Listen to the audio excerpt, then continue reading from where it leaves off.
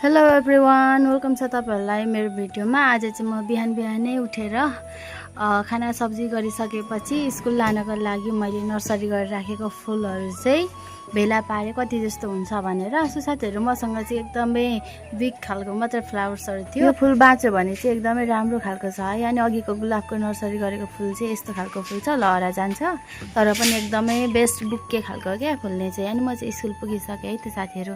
मैले चाहिँ स्टुडेन्टहरुलाई जिस्काइरहेको छु यहाँ चाहिँ। अनि मनसा मिसले पनि फुल रोप्दै हुनुहुन्थ्यो। आज चाहिँ कस्तो क्या अनएक्सपेक्टेड तरिकाले सेम भइरहेको थियो।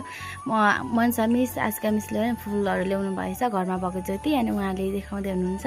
विद्यालय पाटी पौवामा चाहिँ सानो सानो खालको फुल जस्तै गमलामा रोप्ने खालकोहरु चाहिँ अलिकति बचाउनै गाह्रो है। त्यही भएर मैले चाहिँ डाली खालको लिए। अनि यो अर्को चाहिँ अलिकति पानी भएको ठाउँमा रोप्नु पर्ने खालको हो। यो फुल धेरै जनाले चिनि पनि सक्नु होला। यति मिठो बास्ना आउँछ है। घरको एरियामा एक ठाउँ रोप्नु भएको छ भने घरको पुरै एरियामा चाहिँ यसको बास्ना यस्तो मिठो दिन्छ है साथीहरु। मैले चाहिँ रोपि पनि सके। आज चाहिँ म स्कुल अलिकति छिटो नै पुगेको थिएँ। फुलै रोप्छु भनेर घरैबाट नै अलिक छिटो हिँडेको थिएँ।